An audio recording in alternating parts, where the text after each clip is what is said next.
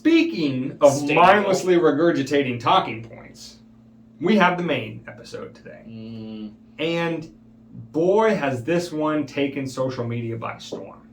And the mainstream media. I will say. What we're talking about is the pending but never going to happen, for reasons we're going to discuss in this segment, open offer for a debate. I think 3 million is the highest number I've seen so far. I saw it at 1.5 on Wednesday. Yeah. So I don't know. But basically what happened was, it was either last week or the week before, Joe Rogan had on RFK Jr., Robert F. Kennedy Jr., son of Bobby. And RFK Jr., even before his now presidential campaign, has been an advocate of, shall I say, informed consent surrounding vaccines. Because again, mindless regurgitated talking point is RFK is an anti-vaxxer and he wants people to die because he wants everybody to get infected with smallpox. He is an attorney and he has spent a long career suing in addition to other manufacturers of chemicals and products that have harmed people, particularly pharmaceutical companies that have injured people with vaccines. And a large portion of his legal practice has been, basically going through #the science and saying like either A, this claim that you're making about this product, again, sometimes vaccines, sometimes not, but the claim that you're making is either not supported by the actual research, or you're obfuscating the facts such that you're not giving people proper notice in order to make informed consent, or that these multi-billion-dollar companies should be held financially liable for some of the harms that they've caused. Now, regardless of what you think about him as a man or what you think about those opinions, the point is that he's not some, fly-by-night, just, watched a couple Joe Rogan episodes himself and now thinks that he's an expert on vaccine science. Like, attorneys are not the experts always in the fields that they litigate in, but as a consequence of litigating in those fields, they are constantly talking with and learning from experts so that they can use the vernacular when they're building their case against whoever they're happening to sue. So yeah, they're not experts in the sense that RFK doesn't have a PhD in epidemiology. However, when you go through that process, you read all of the studies and you talk to experts that deviate from the established prevailing opinion, and you try to get more of a complete picture of whatever the topic is. So this idea that they're trying to put out there that RFK is not worthy of a debate because he's some anti-science, anti-vax kook, which again, on that last part, he has stated repeatedly, he's not anti-vaccine. His point is that if a vaccine causes injury, the ones that should be responsible for that should not be the vaccine injured to just deal with it. It should be the multi-billion-dollar corporation that shamelessly and sometimes intentionally harm people by withholding information. And last I checked, if you were on the political left, isn't that your whole shtick? Is that evil big corporations that are driven by profits and just who cares about the carnage they leave behind, that they should be held responsible? They can't be. Isn't that your whole thing? Taxes. So why does that go away when we start talking about Pfizer or Moderna and Purdue Pharma, these companies that, as we've talked about, have multi-billion-dollar settlements against them repeatedly for injuring people with their products? I don't understand, other than just being a tribalistic, mental marginal, where you're only capable of repeating your canned lines that are given to you by the mainstream media, how you could possibly reconcile those two things in your mind, that corporations are evil profit motive, endeavors, and that some of the richest corporations in the world have complete exemption from liability and are just doing what's in the best interest of everybody's public health. I don't know how you reconcile those in your mind. That's something for you to have a conversation with yourself in the mirror. But to go out of your way to attack somebody like RFK over and impugn his motives is kind of fucked up. Okay, so you've said your piece. Yes. Go get him, David. I don't have anything getless. No, all I'm saying is that they're coming out that he's a conspiracy theorist. He's this, that, and the other. Okay, so I'm gonna steelman their argument, I think, and say Yeah, maybe he is. But of everybody in this country, he might have the best reason to be a conspiracy theorist, seeing as his father was assassinated and his uncle was assassinated on live television, probably by the CIA, probably to make a statement. Yeah, I would start fucking really being a conspiracy theorist. I'd start really not trusting my government with whatever the hell they said and just accepting whatever or what was it called? Not the phalanx, but what was it called last? It was a Chiron. Ooh, I got it. I had it right here. Chiron. Whatever Chiron CNN puts out this week. So yeah, obviously he's going to have his own perspective, and with good history, kind of like two co-hosts that you might be listening to right now. I don't know. Also, to the effect of whether or not he's a conspiracy theorist or vaccine hesitant, like you said, he's tried multiple cases against people, and something weird happened in 2020. We all knew that Pfizer had paid off multiple legality problems that they knew, knowingly and wantingly put out a product that they knew was going to hurt people. They paid billions of dollars. Johnson & Johnson isn't removed from that. They've done that too. If you've ever seen have you ever used talcum powder? You may be liable for compensation. Like, they're guilty of that shit. So is, Moderna, and especially Purdue Pharma. Purdue Pharma and the Sackler family came out and said heroin isn't addictive. Oh, I'm sorry. They said opium isn't addictive. And they put it in pills. And you know what they did? They followed the research. The research that they paid for and got 2 studies that they paid that place to get that study that said just the right thing, that their product wasn't going to be addictive, even though we all know opium and opiates are the most addictive thing in the path of least resistance to death of oneself via drug. They used that, lots of money, knowing that they're going to hurt a lot of people. And what happened when, they said the pill crisis, the opium crisis was one thing. How many deaths? How many deaths in the opium crisis? Millions? If not closer to billions? Because they don't count the ones that died of heroin. They count the ones that died of overdose of that pill. But I digress. All the Sackler family had to do was pay $8 billion, which would probably be a small pittance of what they actually earned during that time. And now they're no longer liable for injury from their product. Doesn't that sound like something familiar to us? Something that that was blacked out for 70 years until people started coming out and saying other things. All I'm saying is that people implicitly trusted these companies that have directly hurt people for profit for years on end, and then all of a sudden some weird thing happened in 2020. I'm not going to say it out loud so we don't get this video removed, but then everything went to, we have to trust these companies that have hurt us for 30 years, if not plus, but they only have now our best interests in mind. That they definitely won't try to take advantage of the situation and definitely won't make record profits off of a thing that they came up with for your best interest that definitely won't hurt you ever. But if it does, it's not their fault. Now, here's where this whole thing started. Within the last week or so, Joe had RFK Jr. on, and he talked, at least in part. This wasn't all that he talked about. He also talked about his presidential campaign, et cetera, et cetera. But he talked about the damage that can be done by pharmaceutical companies that are left to run amok and then exempted from liability for their products by the government. And that riled some of the more what I call the C-word cultists, C-word as in the last couple of years, because don't you know you're not supposed to question their Lord and Savior Pfizer and Moderna.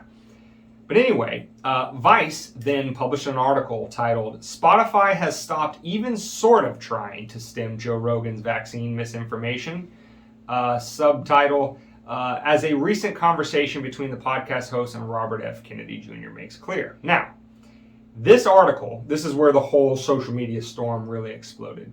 This article was shared approvingly by a Dr. Peter Hotez. Now, I had no idea who Peter Hotez was before all this because, I, like many sane people, did not consume very much mainstream media throughout the last couple of years for very good reasons. But apparently, as is evident by several videos that I've seen of Peter Hotez's comments on places like MSNBC, CNN, ABC, etc., Peter Hotez was one of the go-to pushers of all things C-word jab related. So he would have no interest in protecting his ass, or yeah, I mean, the people that protected him. Of course, he has no motives. Unless, of course, he wanted to apologize for all of the disinformation that he spread for the last couple. You of years. mean like Rachel Maddow's come out and apologized, right. And MSNBC's been exactly.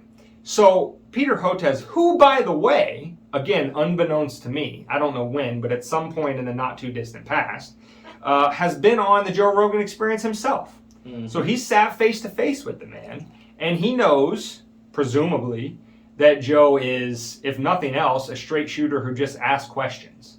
And a gracious host, by the way. But Hotez shared this Vice article approvingly, which was filled with complete non sequiturs and bullshit and just a complete smear against both RFK Jr. and Joe Rogan, hearkening back to when they tried to cancel Joe during the C-word times for having, actual experts like Dr. Robert Malone or Peter McCullough. To make him look sicker. They darkened it up, for Christ's sake. So Peter Hotez shares this Vice article seriously. So then Joe responds, "Hey man, that was a bullshit article. So what I want to do is I want to give you the opportunity to come back on my podcast, you and RFK Jr., and you guys can have a long-form debate about these topics." And boy, did that really set some hair on fire, and did that get the mainstream media mouthpiece circus just firing on all four cylinders. I mean, everything from the New York Times, every TV media obviously ran with it, but the New York Times, the LA Times, the Washington Post, you name it. There is not a mainstream media source who for the last 10-ish days since this all happened that has not run an article similar to this title, and this is one of the more offensive ones, from the LA Times that says, "Robert F. Kennedy Jr. is a threat to your health and our democracy." Oh, there it is. There it is. A threat to our democracy. Just like Trump in January 6th. And, oh my God, and that's a Nazi. I want to hone in on that threat to the democracy thing because, again, the Twitter blue checks, the legacy blue checks, not the ones since Elon, but the ones that were so self-important, they had their blue checks ahead of time, have been wailing and gnashing their teeth about this, and I kept thinking, a threat to our democracy. Now, what is democracy, at least in these people's conception? Well, it's the institutionalization of might makes right. If you have 50.00001% that says I want to do X and the other 49.999% says I want to do Y, well, too damn bad, 49.999%. That other side gets to impose its will on you no matter what, and that's democracy, and you better love it and don't ask any questions, or else you're a threat to it and you're probably a domestic terrorist. And by the way, isn't this coming from the side that has a presidential candidate that might be compromised in the White House right now? Here is especially egregious about that. I have a Nassim Nicholas Taleb. Have no idea who this guy is. Talib or Taleb? Don't give a fuck. But he is a Twitter blue check, and what he has tweeted here, what I'm getting ready to read you, really encapsulates that all of these people's rhetoric is complete and utter bullshit, and you can safely wipe your ass with it. Just don't cut yourself. Okay, he had this tweet to say: the central problem with any such debate involving a real scientist is that Joe Rogan's audience is so dumb and so statistically unsophisticated that they will never figure out who won the argument. And then he tweets to his own tweet. As the replies by Rogan viewers show, the typical defender of these conspiracies and pseudo-libertarian pea-brain fails to understand the passage of time, that there are some measures you take when you don't know what's going on. As I said, hashtag idiots. Now, again, this is just one glue-eating blue check. So I'm not going to say that he speaks for the 150 million people that agree with him. However, I will say that I will bet you he is one of these, gotta save our democracy's sacred, Trump's a threat to it, RFK Jr. is a threat to it, blah, blah, blah. Right. Last time I checked, Joe gets north of what? 12, 13 million viewers? 11 million downloads usually. Okay. 11 million per episode. Okay. What does CNN get in their primetime slot? A few 100,000? Now, Nassim, if this whole might makes right thing and the most people having one opinion versus another is what makes everything morally justified in your opinion, I would say that just on the sheer numbers of the thing, castigating an audience 11 million strong just because they want to hear a long-form debate on Joe Rogan's podcast, when you're going to say that Anderson Cooper is the example of everything light in the world with his 150,000 viewers on primetime TV with a multi-million-dollar production, crew behind him, is it seems to be a little bit incongruous with your idea that if enough people vote for X, then they should get to do and tell Y whatever they want to do. That doesn't seem to me like you really give a shit about democracy. You're just another one of those people that, yeah, we like democracy as long as the majority says what we tell them to do. But democracy is, what did he say? And the audience is so stupid and statistically unsophisticated. So yeah, if the great unwashed masses have the temerity to make you stand and defend your positions in a public forum, then they're stupid and we can just safely dismiss all of them. That tells you exactly the way these people will operate if they ever get complete and unfettered power. By the way, they don't give a shit about democracy, and the second you try to say anything against them, get in front of the trench. That's the way these people think. They don't have to say it explicitly. We see right through the paper-thin veneer of all of their bullshit. By the way, was Joe Rogan the only one to offer money to this man to come on the largest podcast in the world, to come onto his largest podcast in the world and debate RFK? Was he the only one that threw money into that pot?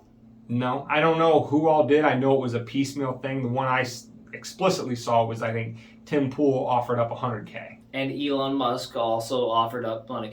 I think Elon's pretty fucking smart. I know, I'm sure the guy that wrote that tweet, or was it a tweet? Yeah, it was a tweet. Of course, because he's verified. He Yeah. paid Elon for that little check mark that meant so much to him because he's so educated and statistically Which, educated. by the way, nameless, faceless guy is putting up a meme right here that shows you how smart this guy is for the audio-only listeners. It's a picture of Taleb. He took of himself on a plane. He says, "On planes, I wear 2 masks plus goggles plus N95 when there's a crowd." It's him sitting on a plane with literally 2 masks and goggles. And on. everyone else is just... That's the bright He's the genius. motherfucker that drives 10 and 2 with a mask on in his car by himself, not Ubering. That's that motherfucker. He never came back. Yeah. So he's so educated. Yeah. Oh. That's the bright genius who is so much more statistically sophisticated than you are. Oh, Yeah. fuck. I need to win his approval. Yeah, I know. Don't we all? So all I'll say is my whole piece it'll be very succinct after I've said it. It's just stoicism. Whenever somebody comes out and calls you uneducated, don't react. Whenever somebody comes out and says, "Oh, well, you just don't know," don't react. Let them come. Let them talk themselves into a tizzy, and then when you're right, they won't admit that they were ever wrong. So what's the point of arguing with them? All an idiot will do is drag you down to their level and beat you with experience with these stupid fucking arguments. Joe Rogan's 11 million followers are of all ilk, of all educations, of all backgrounds, socioeconomic, probably there might be some members of LGBTQ mixed up in there because there's hunters. There's people that like science. They'll listen to Neil deGrasse Tyson's been on there. Michio Kaku's been on there. He can hold a conversation with them. That's a very intelligent podcast when it wants to be, and it's a very dumb podcast when it wants to be, but it's what the people want. Which makes Joe Rogan, I don't know, somewhat smart, right? To build the biggest podcast that's ever existed, that's got to amount to something. Some level of smarts or education or something. Something's got to be giving. If he didn't do any of the promotion and isn't getting supplanted by government funds to keep his program alive, unlike some of the legacy media things that are only bringing in 150,000, 200,000 viewers at prime time, I don't know. If more people choose Jif, I'm going to choose Jif over fucking Peter Pan. Especially if it's a choosy mom. But anyway, that's my piece. Just stoicism, because what they always go down to is what we've talked about before, is the uneducated, unexperienced, you're a dummy, you're a Nazi. That's, when they don't have anything else, that's what they go to. They can't stand on their education, even though they'll tell you they're more educated than you. Of course. And that gets, on the quote unquote having allegedly more education or being more of an expert. That gets to the second part. So the first part is they don't actually give a shit about democracy. And this is just the latest example proving that to you. The second part is that these people are so, I know many of you are familiar with the difference between book smarts and street smarts. And these people might be able to, regurgitate facts and figures on an exam all the way up to getting their, master's degree or PhD. And so they really think very highly of themselves because they're able to do that. Never mind the fact that very often doesn't require critical thinking of any shape or form, which is actual sign of true intelligence, the ability to examine facts and take things into account that might make one change one's mind. That's not the way these people operate. And here's another example. We have Tom Nichols, who, I looked into Tom a little bit after I saw some of his tweets. He, is a retired professor from the U.S. Naval War College, and at one point in his career was a former CIA consultant. So this is pretty par for the course as far as somebody goes with Tom Nichols. So this was the prevailing opinion out there for the cult of the experts on social media. And Tom had this to say, quote, "No medical professional should ever agree to do this." He's talking about to the debate that was offered to Hotez. Quote, "Never. It elevates the conspiracy guy, demeans the medical professional, and will only convince the kooks out there that RFK is right because a real doctor took the time to debate him. Never debate a conspiracy theorist." And it's funny because Nichols has also shamelessly taken this tact to push his book that he wrote a year or so ago called The Death of Expertise: The Campaign Against Established Knowledge and Why It Matters. Because Nichols, don't you know, he's a foreign policy expert, having worked at the U.S. Naval War College. And so, and he really specializes in Russia. So when Nichols says that Russia was completely unprovoked and the U.S. war machine is completely staffed by angels and would never have done anything that would make the Ukraine-Russia situation happen, you better listen to Tom Nichols, because he is the exact kind of expert in his field that he wants you to think of Hotez that is above debate in the vaccine field. So that's Nichols' whole modus operandi. But I want to pick that tweet apart just a little bit. "No medical professional should ever agree to do this. Never. It elevates the conspiracy guy." How, Tom? How?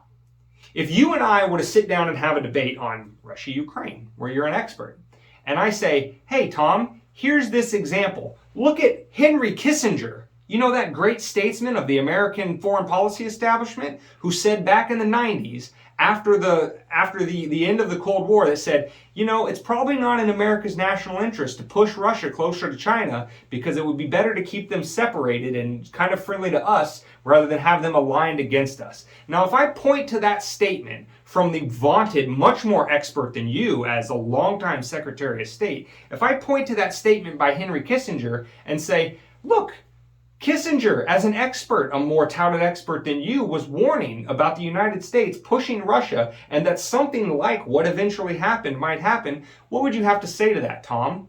Would that elevate my conspiracy theories? Because I'm appealing to experts on your side of the ledger who just happens to disagree with you. But see, if we don't have that debate, Tom, then it's not that my conspiracy theories are not elevated. You just look like the fucking coward that you are. Because for all of the expertise that you allegedly hold, you can't have a conversation for 5 minutes to support and defend your position? Would you not have the debate with Henry Kissinger? I suggest you would. Well, maybe you wouldn't, because if you're afraid of little old me that doesn't have all of that expertise, you would definitely be afraid of him. So, first thing, right out the window, it doesn't elevate the conspiracy guy to have a conversation with an expert. Whoever's right, the facts will come out on their side. Second thing, it demeans the medical professional. Again, how? How would Hotez be demeaned by confronting a conspiracy theorist and saying, you claimed X. Here's conclusively why X is wrong? How is that demeaning in any way, shape, or form? Again, it doesn't matter if RFK is completely turned off to the facts and won't have his mind changed or whatever. Some of the 11 million that tuned into the episode might, and isn't that what you're trying to do? Aren't you trying to sway the unwashed masses to support you? And finally, it will only convince the kooks out there that RFK is right because a real doctor took this. No! Nobody goes into a debate and says... If the doctor eviscerates RFK, you won, and you just won 11 million fucking followers. If you don't... This is the argument of somebody that doesn't believe what they're actually saying. That's really what this is. Which, Dane, I'm going to say a fucking sentence right now. Say many of them. That I never, ever expected to say. But I'm about to say it. This makes me respect the U.S. women's national team trifold more than I ever will respect this motherfucker. Oh, I or Dr. Peter Hotez. I think I speak for all of the WMD memes in the same space. Oh. I say I want to hear this. Oh, rest easy, baby birds. I'm gonna feed you. So with all this rhetoric about women doing the same job and getting less pay, and they knew it was bullshit. And maybe they did. Okay, maybe they did. Whatever. But at least they were willing to put it on the line. They played a U16 men's team and lost. But they played it. And then they, just most recently, they played a retiree old fogies Wrexham second league professional soccer players and lost 12 by mercy rule 40 minutes into the game. That being said, at least they had the balls, not technically, but you know, the balls to walk out onto the field and try to prove their case. They were stuffed multiple times and nobody gave a fuck about it. And they're still going to keep collecting all the other shit that we've been giving them for equal pay. Anyway. David, you've won me over. All that being said, I respect them 10 times more than Dr. Peter Hotez or whoever that dumb motherfucker was that won't have a Tom Nichols, Nassim Nicholas Taleb. Like, you guys are coward. You're cowards. Okay, here the whole thing summed up that David just said in one sentence. The U.S. women's national team has more balls than Peter Hotez and Nichols and one more time Nassim. There you go. Combined. Give them a tug. Make sure they're still attached. They probably aren't because you're just mouthpieces for I don't know the absolute totalitarianism of what our government's trying to do right now. I don't know. And I mean, how completely lacking in self-awareness do you have to be to make this type of argument and think that anybody that doesn't already, occupy your echo chamber believe you? I mean, this is not even kindergarten level argumentation here. And you guys are the experts? And here's the other thing about the whole quote-unquote cult of the experts is this exact problem that you are running in absolute fear from The idea that 11 million people would tune in to a long-form debate and maybe come away from that debate thinking that your expert was proven wrong definitively, that thing that you're afraid of, you people caused. Because I'll bet you that the vast majority of the Joe Rogan listeners and viewers, etc., are your everyday crack open a Bud Light, well, not anymore, but your everyday common man in the United States that wasn't too politically tuned in, didn't really care. They just wanted to wake up and go to work and make their paycheck and take care of their family and put their head down at night and be happy with the roof over their head and the food on their table. That's what the vast majority of Americans are. And I would probably venture to say people in the world. They just want to do their daily duties, take care of the ones that they love, keep them safe, protect them, and just make it to the next day. But you know what? All those people in 2019, I'll bet you if you ask the vast majority of them, what do you think about the expert opinion on X, Y, or Z? I'll bet you the vast majority in 2019 would have said, yeah, we should probably trust the experts. They study it a lot and, this is their whole career and yada, yada, yada. But you know what? A lot of those people aren't thinking like that in 2023.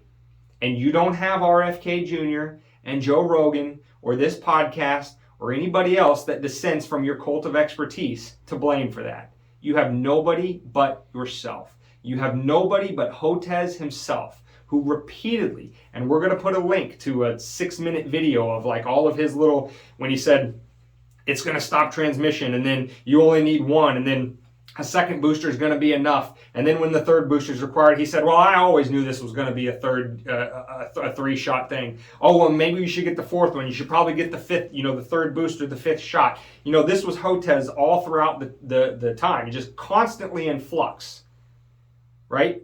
Those experts throughout that time, you have created the backlash against your cult. You, because you constantly changed whenever it was convenient for you, and then you wanted to cancel, dismiss, or in this case, refuse to debate anybody who dissented from you. And how democratic all throughout is that? the whole time. And how democratic That's why is nobody that? trusts you. What you're running from in fear, you created, and you're making it stronger by the day. So keep it up. Actually, at the end of this segment, I am now going to retract my whole viewpoint on this thing, and I'm going to applaud you. I'm glad that you're out there talking like this and doing this, because I've never trusted you, and many of us haven't.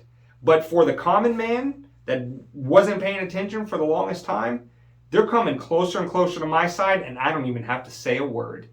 All you have to do is be you. Stoic. So keep going for it. Be stoic. Just be quiet, be confident. Just let them talk themselves into their own fucking rhetoric that consumes them eventually. Because here's the thing. I've noticed this a lot on the left, is that they're so concerned with keeping the people in their tribe happy that they don't care if they offend other people outside of the tribe. And eventually, your tribe starts to shrink because you're not making any more of you. You're making less of you. And less people are following your shit, less people are trusting you, and guess what? What's that old idiom we have on this podcast? It's been said so many times, I think it's been on every podcast that we've had. It's that the door always swings back twice as hard. And they're getting fucking scared. Because they indicted Trump for obvious reasons. Because they don't want him to run. And they're not letting anybody on their side debate Biden, which is their front runner for presidency in 2024, I want to say. So, all that being said, is that your weenie is showing. It's hanging out of your fucking zipper, and you guys won't tell each other that because you're too scared to offend any of each other. That's the problem, is that you don't care to make any more of you. Well, if you don't make any more of you, you won't win the next election. What's your excuse going to be? That Trump, DeSantis, RFK, somebody was bought by Russia again? Who would buy them? And then, by the way, why the fuck would you care? Because the guy that you have in office, as I mentioned before, may or may not have been doing that, but there's a submarine that lost 5 people this week, so we had to focus on that. Yeah. To bring it all back. So, again, I'm sorry if I've come off insensitive in some of these topics, but I mean, these guys are accountable for a lot of things. and they will be held account to literally as much as Hunter was this week, if you even heard what he was accountable for. And they'll get off scot-free, and they won't be held accountable. So, oh well. They'll scuttle off. They'll have more than enough money for them and their family and their probably family's family for a long time. And we'll move forward. And we'll have to pick up the pieces of what they've left behind. And that's really what democracy that they're trying to protect is going to be from here on out. So in the meantime, you, listener and viewer, you just keep doing your thing. I know, again, the longtime listeners and viewers of this show, the self-selected group that comprises the sane space already knows this, but to any new subscribers, listeners, viewers that we have here on episode 151 and moving forward, this is why self-sufficiency and self-reliance is so integral to freedom. They are inextricably intertwined because these people, these experts, want you to depend on them for your every need. Because once you're dependent upon them, well, then there's very little to stop them from them telling you to do whatever they want you to do. So the number one act of rebellion that all of us can do starting right now is to just be self-sufficient. Whatever that may mean for you. Whether that means saving a little bit more so you're not dependent upon that job that your employer probably hates you because you aren't the right diversity quota, or you don't hold the right opinions, or the ability to grow your own food, or the ability to defend yourself, or any of these things that you can take into your own hands and don't have to rely on somebody else for. Every tiny little step, as imperceptible as each step may be in that direction towards complete self-sufficiency, is an act of rebellion.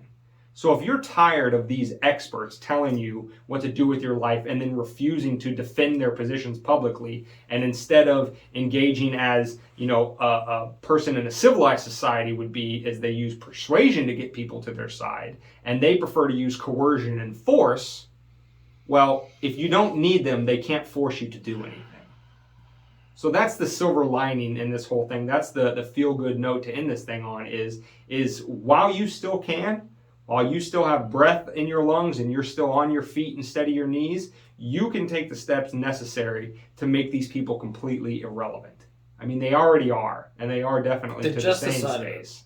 But they're even more irrelevant to the degree that you make yourself more self-sufficient and self-reliant.